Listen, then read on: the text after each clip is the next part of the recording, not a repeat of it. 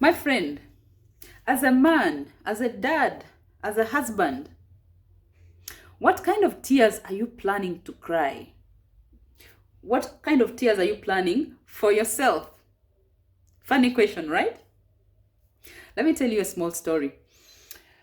I once got invited to a graduation party by a friend of mine back in the day.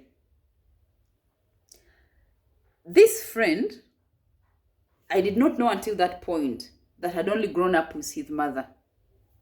So in his speech is how I get to learn, so this is how. He had grown up with his mother. He had never known his father in the sense of, in the sense that a child will know a father. But of course he knew which man had fathered him. So he, unfortunately, for the father who had also been invited, this young man went on and on to tell how mommy went through whatever she went through to get fees, to get food, to get shelter, and the whole journey up to university. And by the time he concluded, Daddy was crying. Not tears of joy. He was in pain.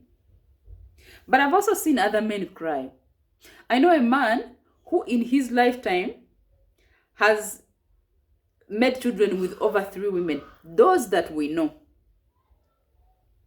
and did not make any particular effort to create meaningful relationships with the children and the women as well.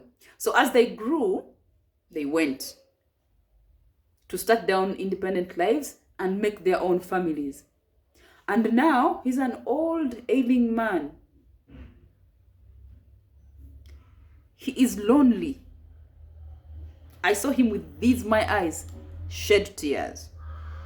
And he offers an explanation and a defense. But it was not that I didn't love people. It is not that and no one is even accusing him. And then he breaks down and cries. Those are not tears of joy. Another man, he got his wife in his young days as a young man, made children, but the more money he made, the more women he procured. And the more children with them, with different women, quite a number. 4 that I know of, but maybe more. And he loved his liquor. So, long story short, the children of the first wife were sort of discarded. And so mommy went through the pain of looking for fees and making sure that her children go to school. Fortunately, it worked out. They progressed. Now, on this other side, or these other sides, mummies and their other children, it didn't work out as well. And as you grow, like already, as you grow, you become less aggressive as a man in terms of which woman you will take out. You don't have that much energy anymore. But the money also went dwindling. And when he fell sick, who was there to look after him? The rejected children. Because first of all, they had more capacity than any other children to do the job. And then they felt obliged to take care of their ailing father. It's not really out of love, and that's how I knew the story. Because they could say, you see Mzee here. Of course, not in his presence. This is how things happen, but now see, it is us who are taking care of him. Those are things that you want to give your parent for, but it's not easy to forget that is how history was or is. So anyway, so it is these children who he had thought were sort of useless and discarded along with their mother that took care of him. At the time of his death, he had started to regret and to see that he was wrong. But he didn't have that much of a chance to reconcile with the children. But you could see that he was trying to initiate it. Too late, right? Another man. mistresses, unfaithfulness, until his wife said, you know what, get out of our lives. So he walked and went away and left the wife and the children. And at the point when I think he woke up and looked to come back and re-enter their lives, it was too late. The door had been closed.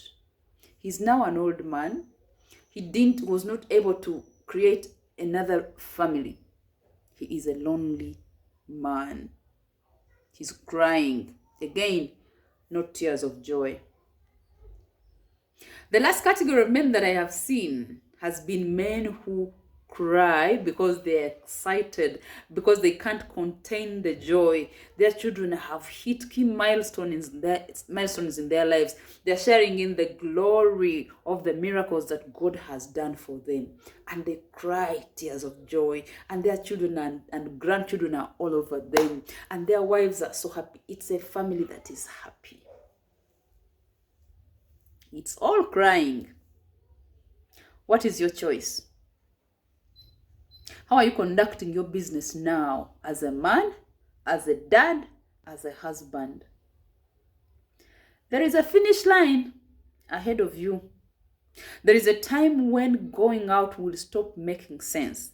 There's a time when you will be considered obsolete by the young girls out there. Where will you go? Who's going to welcome you? My dear brother, give thought to these things and make decisions that are befitting. My name is Jenny.